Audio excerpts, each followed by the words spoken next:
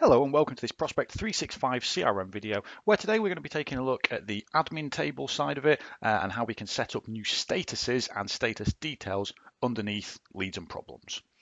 So we're looking at our lead here. We've got interested in wires, which is underneath Michelle Jury, our contact, underneath our division, underneath our company.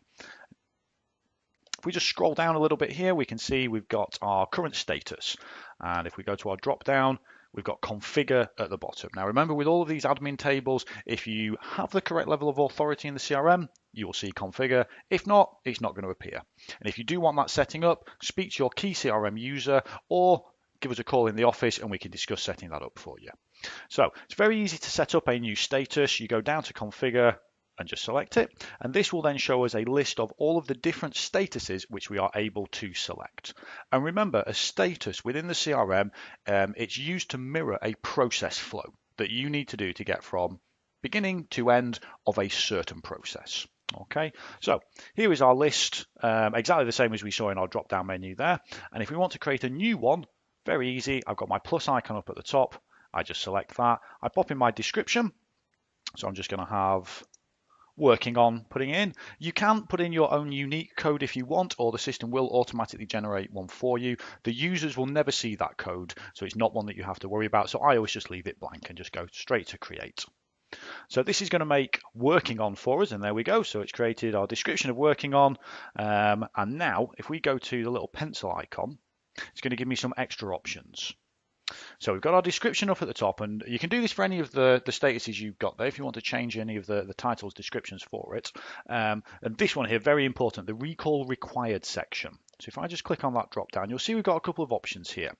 And what this does is when we select a certain status of the CRM, do we also want to say this status means the record has to be owned by somebody? So we have to set an additional recall for it. So for this instance, the working on, I want the recall to be required. Because if somebody is working on it, then someone should take ownership.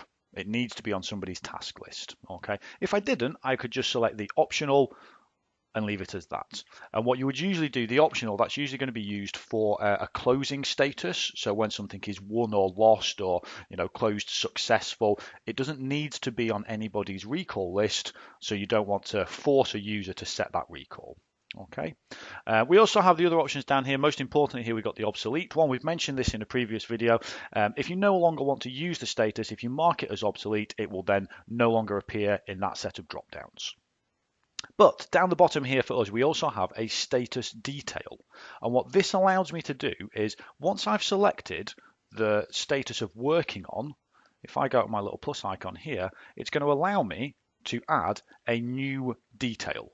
So I can say with us as an example, and if I just press create, and then if we go back to our working on and down to my status detail, you can see we've got working on with us.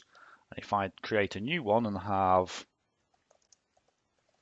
with customer and click create on this one, what this now means is that when I'm in the lead and I select working on as my required recall lead, my status of it, it's also going to allow me to then select one of two further options. Either we're working on with the customer or we're working on with us.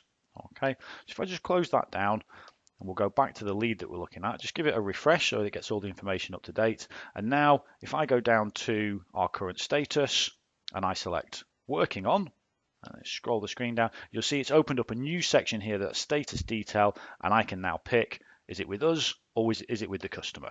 Okay, and it's as straightforward as that. So we've created a new status, we've added some status detail, it's straight away there available in the CRM for us. Any other users can see that. Very, very useful.